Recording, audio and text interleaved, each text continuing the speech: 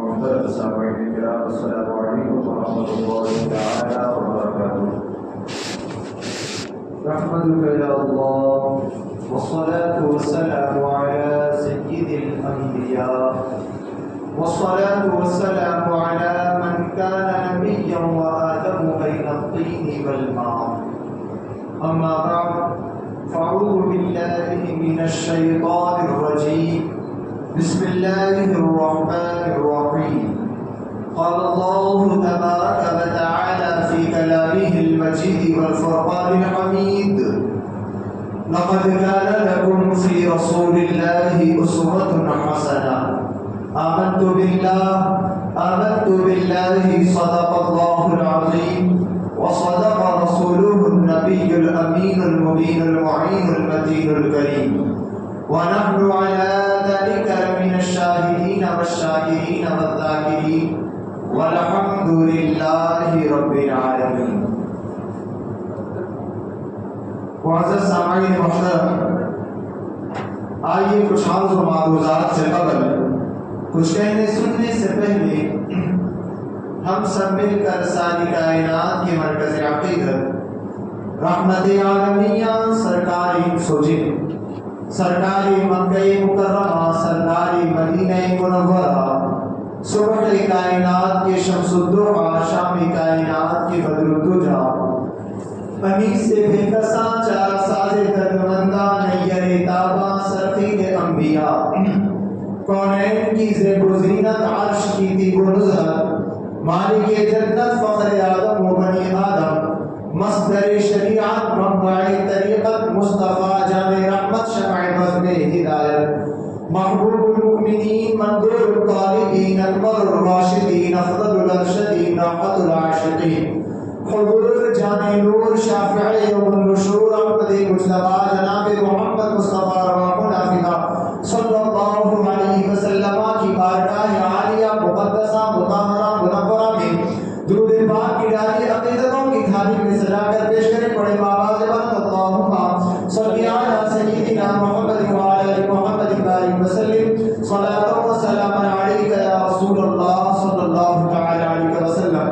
معزز سامعین محترم، خطبہ مسنونہ کے اندر میں نے جس آیہ کریمہ کی تلاوت کا شرف حاصل کیا، اللہ رب العزت کلام بریل فرمان حمید برہان رشید کی اس آیہ کریمہ کے اندر فرماتا ہے: لقد كان لكم في رسول الله اسوة حسنة. تحقیق کے رسول اللہ کی زندگی تمہارے لیے ایک بہترین نمونہ عمل ہے.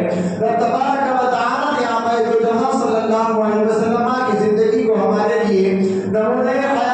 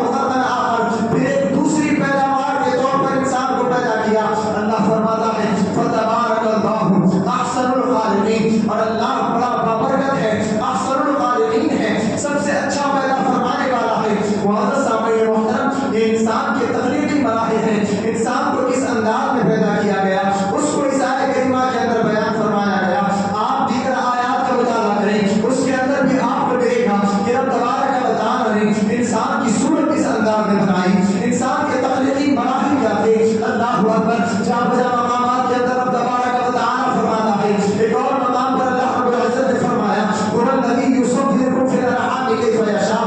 وہی ذات ہے جو تمہاری ماؤں کے پیٹوں میں جس طرح کی صورت چاہے تمہاری بناتا ہے. اللہ اکبر. اس آیت کریمہ کی تفسیر کے اندر علماء مفسرین کے کئی ایک اقوال ہیں. بعض مفسرین نے بیان فرمایا ماؤں کے پیٹوں میں انسان کو بنانے سے مراد یہ ہے, انسان کی صورت بنانے سے مراد یہ ہے کہ جب انسان ماں کے پیٹ میں ہوتا ہے, جب یہ رحم مادر کے اندر ایک لوتھڑے کی شکل میں ہوتا ہے, پھر اس کے بعد رب تبارک و تعالیٰ جب فیصلہ فرما دیتا ہے کہ اس کو دنیا میں آنا ہے, اس کی پیدائش ہوتی ہے, اس کو وجود بخشنا ہے, تو رب تبارک و تعالیٰ فرشتوں سے فرماتا ہے کہ اس کو مرد بنانا ہے یا عورت بنانا ہے, اس کو کثیر القد بنانا ہے یا پست قد بنانا ہے, اس کا رنگ گورا ہوگا یا اس کا رنگ کالا ہوگا, اس کی قسمت کیسے ہوگی, یہ سارے مراحل پورے کیے جاتے ہیں. معزز سامعین محترم, اسی طرح کی تفسیر کے اندر ایک حدیث پاک پر عمل کیا گیا. آقا کریم صلی اللہ علیہ وسلم کا فرمان ارشاد ہے رب تبارک و تعالیٰ انسان کی تخلیقی مراحل کو جب مکمل فرماتا ہے تو ابتداء معاملہ یہ ہوتا ہے کہ جب انسان بلکہ ماں کے شکم میں اللہ اکبر جب نطفہ پہنچتا ہے تو فرشتے رب تبارک و تعالیٰ سے عرض کرتے ہیں مولا تبارک و تعالیٰ یہ اس حالت میں ہے کہ یہ نطفہ ہے, پھر اس کے بعد چند ایام گزرنے کے بعد تقریباً 40 سے 45 ایام کا وقت گزرنے کے بعد وہی فرشتہ رب تبارک و تعالیٰ کی بارگاہ میں عرض کرتا ہے مولا تبارک و تعالیٰ اب یہ نطفہ علقہ بن چکا ہے. اللہ اکبر. پھر کچھ ایام گزرنے کے بعد پھر وہ فرشتہ عرض کرتا ہے مولا تبارک و تعالیٰ اب یہ علقے سے مضغہ بن چکا ہے. اللہ اکبر. جب مضغہ بن چکا ہوگا تو رب تبارک و تعالیٰ فیصلہ فرما دیتا ہے کہ اس کو وجود عطا فرمانا ہے. پھر اس کے بعد فرشتہ عرض کرتا ہے مولا تبارک و تعالیٰ اس کا قد کیسا ہوگا, اس کو طویل العمر بنانا ہے یا اس کو پست قد بنانا ہے. پھر رب تبارک و تعالیٰ اس کا فیصلہ فرماتا ہے. پھر فرشتہ عرض کرتا ہے مولا تبارک و تعالیٰ اس کی خوشبختی لکھی جائے یا اس کے حوالے بدقسمتی لکھی جائے, تو رب تبارک و تعالیٰ اس کا بھی فیصلہ فرماتا ہے. پھر فرشتہ عرض کرتا ہے مولا تبارک و تعالیٰ اس کا رنگ کیسا اس کو عطا کیا جائے, اس کو گورا بنایا جائے, اس کو کالا بنایا جائے. رب تبارک و تعالیٰ اس کا فیصلہ فرماتا ہے. پھر فرشتے اسی کام پر لگ جاتے ہیں. معزز سامعین محترم, تو یہ انسان کے وجود کے تخلیقی مراحل ہیں. اللہ اکبر. اس طرح کے مراحل سے گزار کر کے انسان کو پیدا کیا گیا. اللہ اکبر. لیکن ان مراحل سے گزار کر کے انسان کو جو وجود عطا کیا گیا, یہ وجود کس وجہ سے عطا کیا گیا, یہ مراحل سے کیوں گزارا گیا. اللہ اکبر. یہ سارے مراحل کیوں طے کرائے گئے. کیا انسان نے کبھی اس بات پر غور کیا کہ رب تبارک و تعالیٰ نے ان سارے مراحل سے گزار کر کے اس طرح کی ترتیب عطا فرما کر کے دنیا میں وجود ہمیں عطا فرمایا, تو اس وجود کا منشا کیا تھا, اس تقدیر کا مقصد کیا تھا, کیوں رب تبارک و تعالیٰ نے پیدا فرمایا. اللہ اکبر. بارہا قرآن مجید جھنجھوڑ کر آواز دیتا ہے کہ تمہارا مقصد تخلیق کچھ ہے, تمہیں پیدا کرنے کا مقصد کچھ بنایا گیا ہے, تبھی جا کر کے تمہیں پیدا کیا گیا ہے. معزز سامعین محترم, لیکن آج ہم نے اپنے اس مقصد تخلیق کو فراموش کر دیا, اس مقصد آفرین کو فراموش کر دیا. بارہا یہ آیت بیان کی گئی کہ رب تبارک و تعالیٰ نے ہمیں پیدا کیا, تو کیوں پیدا کیا, ہمارا مقصد تخلیق کیا ہے. قرآن کہتا ہے وما خلقت الجن والانس الا لیعبدون, اور ہم نے جنات اور انسان کو فقط اپنی عبادت کے لیے پیدا فرمایا. معزز سامعین محترم, یہ انسان کے تخلیقی مراحل ہوئی جس سے گزار کر کے اللہ رب العزت نے انسان کو وجود عطا فرمایا.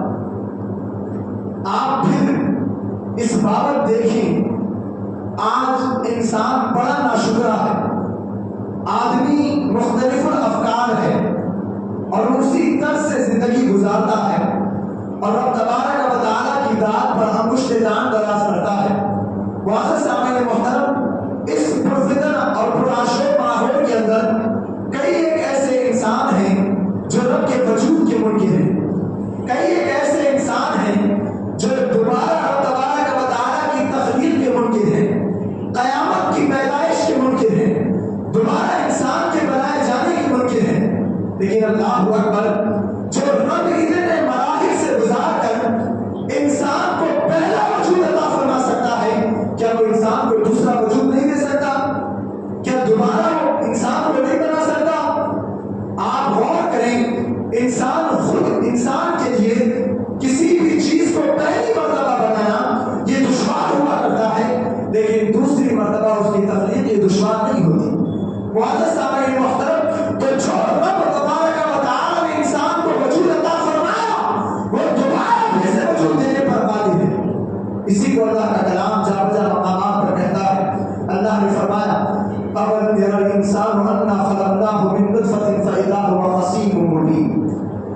آدمی یہ نہیں دیکھتا ان الانسان خلقناہ من نطفۃ کہ ہم نے انسان کو ایک بھوت سے پیدا کیا، تبھی تو وہ صحیح جھگڑالو ہے۔ یہ قرآن کی آیت نہیں، اللہ فرماتا ہے اولم یری الانسان انا خلقناہ من نطفۃ فاذا هو خصیم مبین، کیا انسان نہیں دیکھتا کہ ہم نے اسے ایک پانی کی بوند سے پیدا کیا، تبھی تو وہ صحیح جھگڑالو ہے۔ اللہ آگے پھر فرماتا ہے وَضَرَبَ لَنَا مَثَلًا وَنَسِيَ خَلْقَهُ قَالَ مَن يُحْيِي الْعِظَامَ وَهِيَ رَمِيمٌ۔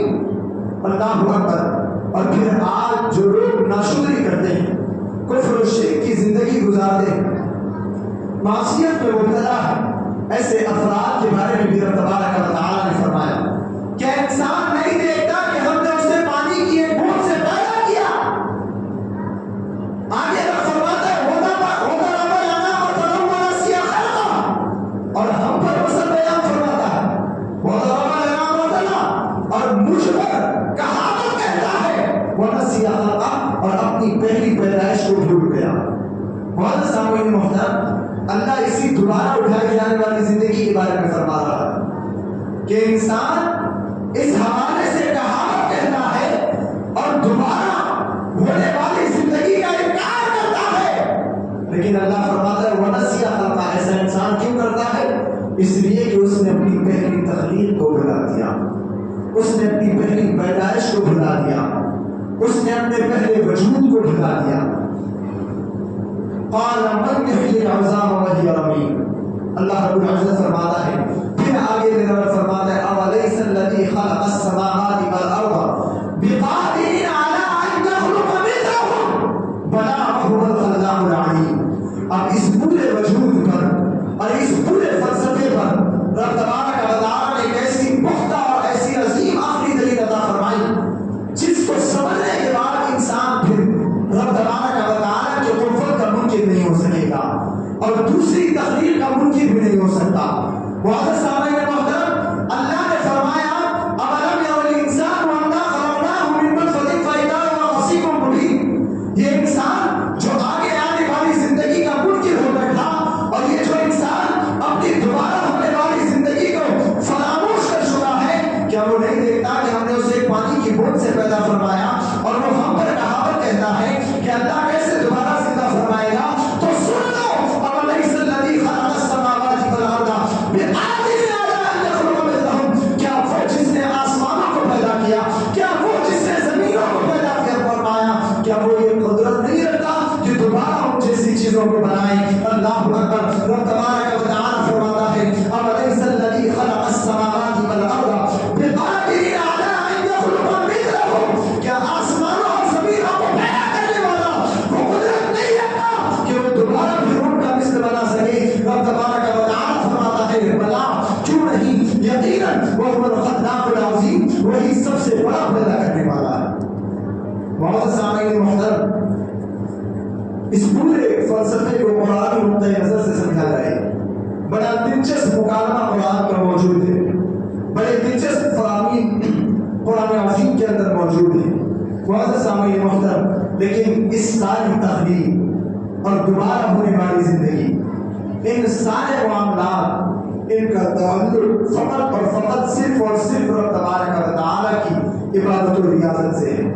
یہی وجہ ہے کہ اللہ نے فرمایا مقصد تخلیق کو بیان کیا، پیدائش کے مراحل کو بیان فرمایا، ساری چیزوں کو بیان فرمایا، اور اس کے بعد مقصد تخلیق یعنی پیدا کرنے کے مقصد کو بیان کرتے ہوئے فرمایا گیا وَمَا خَلَقْتُ الْجِنَّ وَالْإِنسَ إِلَّا لِيَعْبُدُونِ۔ بہت سامنے محترم، ابھی آپ نے سمجھا کہ انسان کی تخلیق کس انداز میں ہوئی، پانی کی بوند، پھر اس کے بعد خون کا خون، پھر اس کے بعد خون سے گوشت کا لتڑا، پھر گوشت سے ہڈی کی شکل اختیار کرنا، پھر اس ہڈی پر گوشت کا جم جانا، پھر اس کے بعد اس کے اندر روح کا آنا، یہ سارے مراحل ہوئے۔ بہت سامعین محترم، اور ان سارے قرآن آیات کے اندر مطالبہ فقط انسان کا رب تبارک و تعالیٰ کی ذات سے جڑنے کا ہے۔ ان ساری آیات کا مطالبہ فقط یہ ہے کہ انسان اپنے مقصد تخلیق کو نہ فراموش کرے۔ بہت سامعین محترم، تو مقصد زندگی کو بھی بتایا گیا، کہا گیا وما خلقت الجن والانس الا ليعبدون، ہم نے انسان اور جنات کو فقط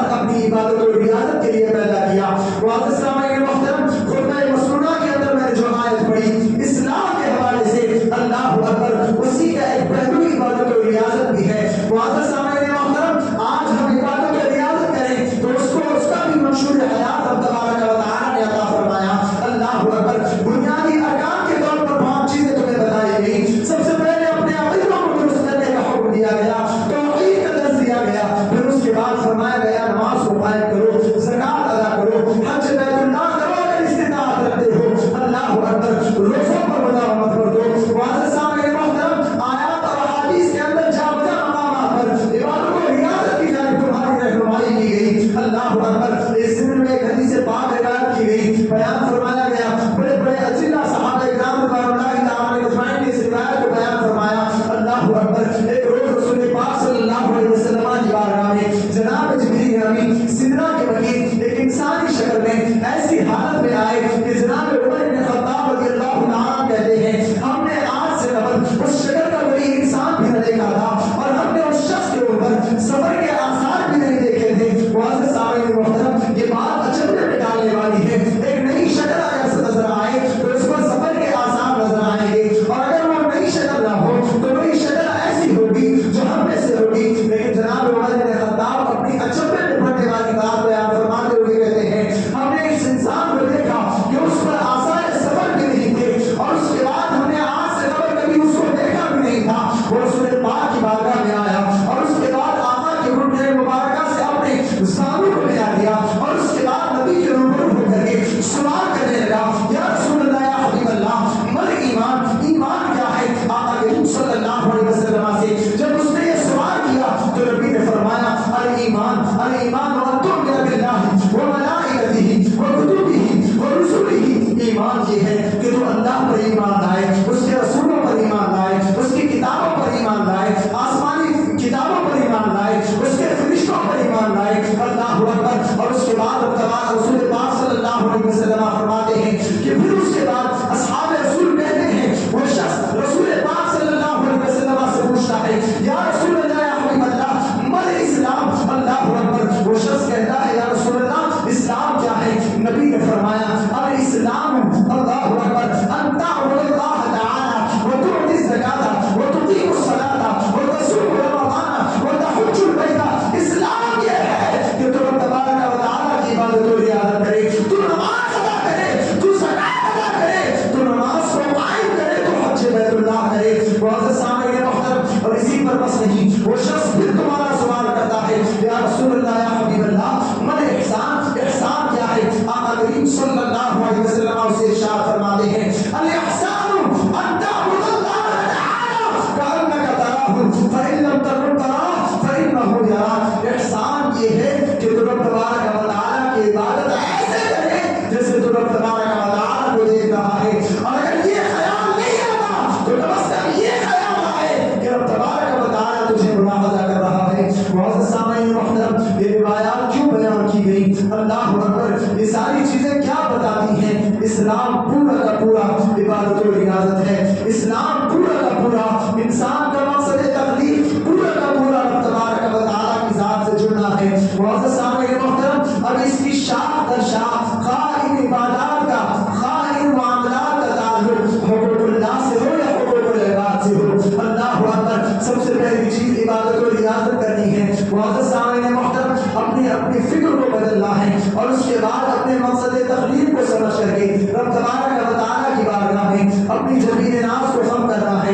معزز سامعین محترم، کیسے عظیم انداز میں اور کیسے عظیم مزدہ عطا فرماتے ہوئے اللہ اکبر ہمیں عبادت و ریاضت کا حکم دیا گیا، اپنے مقصد کو سمجھنے کا حکم دیا گیا۔ میرے کریم آقا نے فرمایا انسان جناب ابوبکر غالباً جناب ابوبکر صدیق رضی اللہ تعالیٰ سے مرضی ہے انسان اچھے سے وضو کرے اور اس کے بعد نماز کے لیے کھڑا ہو جائے، پھر وہ صدق دل سے اخلاص قلب کے لیے، اس اخلاص قلب کے ساتھ رب تبارک و تعالیٰ کی رضا کے خاطر نماز پڑھتا ہے، پھر اس کے بعد دوسرے وقت کا نماز کے انتظار کرتا ہے۔ اللہ اکبر، میرے کریم آقا نے فرمایا دونوں نمازوں کے درمیان ہونے والے گناہ صغائر کو رب تبارک و تعالیٰ معاف عطا فرماتا ہے۔ معزز سامعین محترم، تو ان چیزوں کو ہمیں سمجھنا ہے، لیکن آج ہمارا المیہ یہ ہے کہ ہم میں سے بیشتر افراد اللہ اکبر نماز کو اس کے شرائط کے ساتھ ادا نہیں کرتے۔ معزز سامعین محترم، دوسرے فرائض کو ان کے شرائط کے ساتھ، ان کے ارکان کے ساتھ ادا نہیں کرتے۔ معزز سامعین محترم، آج ہم نے کیا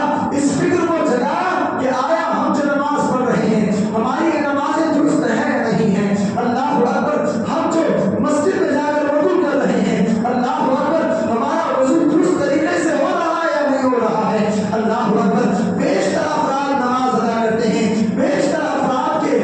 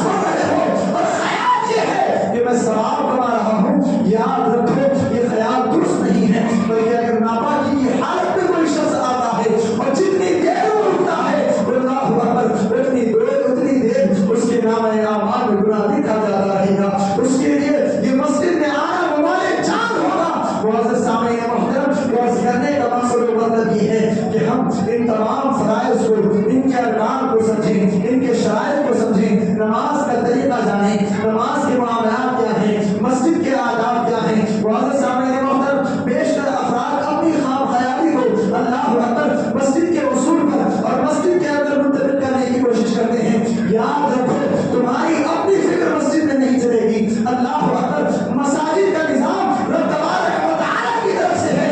اللہ اکبر، مساجد کا قیام اور مسجد کے اصول، نماز کے اصول رب تبارک و تعالیٰ کی طرف سے ہیں۔ اللہ اکبر، آج بیشتر افراد کو دیکھا جاتا ہے وہ اپنی خام خیالی لوگوں پر مسلط کرنا چاہتا ہے۔ وہ چاہتا ہے کہ لوگ میرے انداز سے چلیں، میری فکر پر عمل کریں، لوگ جس طرح سے میں چاہوں۔ اللہ اکبر، اور اسی کو وہ اپنے زور اور اپنے زور باطل میں صحیح سمجھتا ہے۔ معزز سامعین محترم، یہ دینی مزاج نہیں ہے۔ اگر اپنی فکر کو درست بتانا چاہتے ہو تو اپنی فکر کو شریعت کے مطابق ڈھال لو، اس کے بعد اپنی فکر کو لوگوں پر مسلط کرنا۔ معزز سامعین محترم، یہ ساری گفتگو کا مقصد فقط یہ ہے کہ ہم نماز کو، مساجد کو ہلکے میں لیں، ان ساری چیزوں کے اور ان کے اصول کو سمجھیں، ان کے ارکان کو سمجھیں، ان کے شرائط کو سمجھیں۔ آپ وضو کر رہے ہیں، وضو کے فرائض کو سمجھیں۔ آپ نماز ادا کر رہے ہیں، نماز کے شرائط کو سمجھیں، نماز کے فرائض کو سمجھیں، نماز کے ارکان کو سمجھیں، مفسدات نماز کو سمجھیں، مکروہات نماز کو سمجھیں۔ بیشتر افراد کو دیکھا جاتا ہے اللہ اکبر نماز میں ایسی فحش غلطیاں ہیں جس سے نماز فوراً مکروہ تحریمی واجبوں میں عادہ ہوا ہو جایا کرتی ہے۔ معزز سامعین محترم، آپ نماز ادا کر رہے ہیں، اچھی بات ہے، لیکن اللہ اکبر اس کے اصول کو سمجھ کر کے ادا کریں، یقیناً اس کا بڑا فائدہ ہوگا۔ معزز سامعین محترم، تو اسلام کے پہلو کے اندر سب سے پہلا پہلو نماز کا ہے، عبادت و ریاضت کا ہے۔ معزز سامعین محترم، اس ضمن میں انسان، کس ضمن میں کہ انسان کے تخلیقی مراحل سے گزار کر کے اللہ تبارک و تعالیٰ نے انسان کے وجود کو بنایا تو کس وجہ سے بنایا؟ اس ضمن میں انسان اللہ اکبر اصلاح کے حوالے سے سب سے پہلا پہلو اور سب سے پہلا مرحلہ اپنی عبادت و ریاضت کا نظریہ اور اپنے اندر عبادت و ریاضت کی فکر کو پیدا کرے۔ معزز سامعین محترم، پھر اس کے بعد حقوق العباد کا تعلق ہو، حقوق سارے جن بھی حقوق کا تعلق ہو، پھر انسان ان حقوق کی طرف بڑھے اور ان حقوق کو بھی صحیح طور سے ادا کرنے کی کوشش کریں، خصوصیت کے ساتھ بھی اہل و عیال کے حقوق، لوگوں کے حقوق، آپس کی ایک دوسرے کی امانتیں، ایک دوسرے کے ساتھ اچھے تعلقات، ایک دوسرے کے ساتھ خوشی کے ساتھ ملنا۔ معزز سامعین محترم، رسول پاک صلی اللہ علیہ وسلم کی حدیث پاک ہے کہ اللہ رب العزت کا حق ادا کرنے کے بعد رب تبارک و تعالیٰ کے یہاں انسان کا سب سے پہلا اور سب سے زیادہ مقبول اور سب سے زیادہ اچھا عمل رب تبارک و تعالیٰ کے یہاں یہ ہے کہ انسان اپنے مومن بھائی کے دل میں سرور کو ڈال دے، اپنے مومن بھائی کے دل میں خوشی کو ڈال دے۔ معزز سامعین محترم، اس ضمن میں بھی بے شمار روایتیں بیان کی گئی ہیں اور قرآن آیات بھی اس ضمن میں بکثرت وارد ہوتی ہیں۔ معزز سامعین محترم، انسان تو تمہیں اس طرح سے تیار کرتا ہے کہ انسان نے اللہ اکبر اسلامی اخوت کو ساری اخوت پر زیادہ فوقیت عطا فرمائی، اسلام نے ایمانی اخوت کو صحیح بھائی چارگی پر فوقیت عطا فرمائی، اور اس کے بعد سب سے پہلے اور سب سے مقدم رشتہ اسلام نے اسلامی اخوت رکھا، اور اس کے بعد سارے اصولوں کو رکھا، سارے رشتوں کو رکھا، سارے حقوق کو رکھا۔ معزز سامعین محترم، تو اس کو بھی سمجھنے کی ضرورت ہے۔ اور پھر لوگوں کی امانتیں اگر ہوں تو ان امانتوں میں خیانت نہ کرنا، لوگوں کی اللہ اکبر چیزیں اگر آپ کے پاس ہوں ان چیزوں میں کبھی خیانت نہ کرنا، ان ساری چیزوں پر بھی نظر رکھنے کی ضرورت ہے۔ یہ بھی اصلاح کا ایک پہلو ہے۔ معزز سامعین محترم، اس ضمن میں ایک روایت بیان کی گئی، مکہ مکرمہ کے ایک عظیم محدث اللہ اکبر وہ اپنے تلامذہ کو حضرت یحییٰ رضی اللہ تعالیٰ اپنے تلامذہ اپنے شاگردوں کو نصیحت کرتے ہوئے ایک روایت بیان کرتے ہیں امانت میں خیانت کے حوالے سے۔ اللہ اکبر، آپ اپنے تلامذہ سے فرماتے ہیں کہ مکہ مکرمہ میں ایک خراسانی شخص رہا کرتا تھا، وہ بڑا نیکوکار تھا، بڑا وہ لوگوں کے ساتھ تعلقات اچھے رکھتا تھا، اللہ اکبر، اور بڑا نیک تھا، عبادت و ریاضت بھی کرتا تھا، لوگوں کے ساتھ اچھے تعلقات بھی تھے، لیکن وہ رہنے والا خراسان کا تھا، وہاں سے ہجرت کر کے مکہ آیا تھا اور یہاں پر اقامت پذیر ہوا تھا۔ لوگ اس کے پاس اپنی امانتیں رکھا کرتے تھے اور وہ امانتوں میں بغیر کسی خیانت کے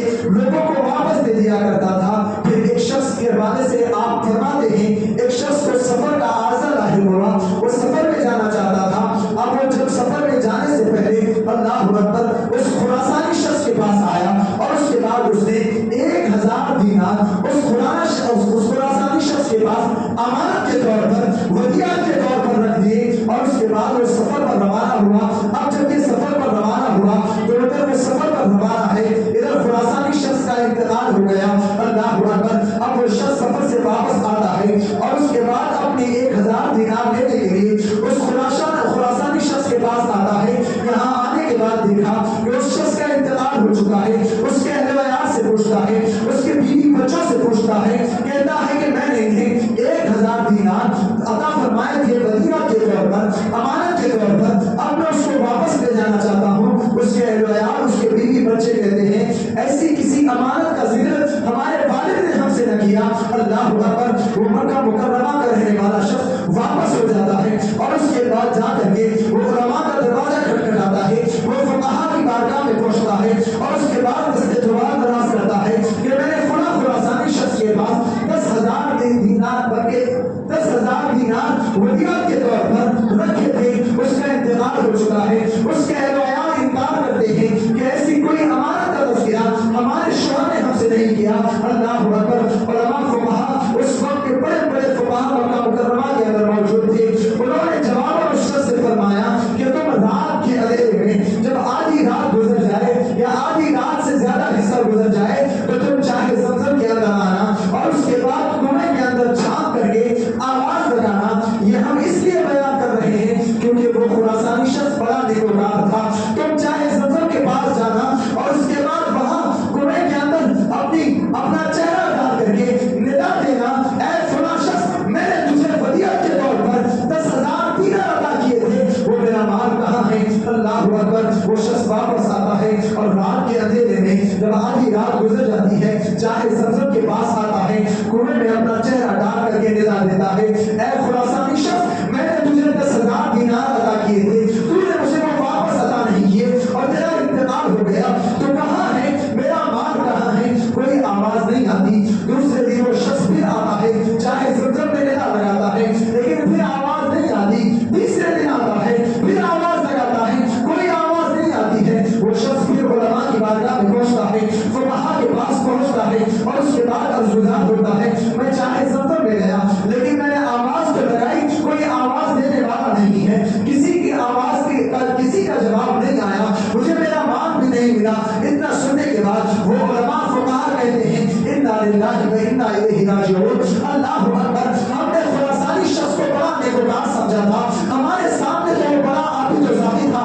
اللہ اکبر. پتہ نہیں وہ کیسا گنہگار ہے کہ رب تبارک و تعالی نے اس کے ساتھ یہ معاملہ فرمایا. اللہ اکبر. اس کے بعد فقہا کہتے ہیں اب تم یمن کی سرزمین پر جا اور اس کے بعد فلاں جگہ پر برہوت نامی جگہ پر جا, وہاں پر ایک کنواں ہے, اس کنویں میں اپنا چہرہ ڈال کر کے اس خراسانی شخص کو ندا لگا. اللہ اکبر. اب وہ شخص یمن کا دورہ کرتا ہے, یمن کی طرف وقت سفر باندھتا ہے اور اس کے بعد برہوت نامی جگہ پر جاتا ہے اور وہاں پر کنویں پر پہنچ کر کے اپنا چہرہ کنویں میں ڈالتا ہے اور اس کے بعد ندا لگاتا ہے, اے خراسانی شخص اللہ اکبر, میں نے تجھے 10,000 دینار ودیعت کے طور پر دیے تھے, میرا مال کہاں ہے. اللہ اکبر. معزز سامعین محترم, علماء فرماتے ہیں اس روایت کو بیان کرنے والوں نے لکھا کہ وہ کنویں کا حال یہ تھا کہ وہ بڑا ڈراؤنا تھا, وہاں پر لوگ نہیں آتے تھے اور اس کو تبارک و تعالی کے عذاب کی جگہ سمجھتے تھے. اللہ اکبر. اب جب اس شخص نے ندا لگائی تو اندر سے جواب آتے ہیں اللہ اکبر, ہاں میں نے تیرا مال بڑا سامان لے کے رکھا ہے, میں نے اپنے گھر کی ایک کوٹری کے اندر کڑا کر کے تیرا مال رکھا ہے اور میں نے اپنے اہل و عیال کو اس کی خبر نہیں دی تھی. تم فلاں جگہ جاؤ, میرے اہل و عیال سے ملو اور اس کے بعد جب تم اس جگہ کا پتہ دو گی تو وہ لوگ تمہیں وہاں لے جائیں گے, تم وہاں پہنچ جانا, تمہیں تمہارا مال مل جائے گا. معزز سامعین محترم, پھر اس کے بعد وہ شخص اس سے پوچھتا ہے تو بڑا نیک تھا, بڑا عابد تھا, بڑا زاہد تھا,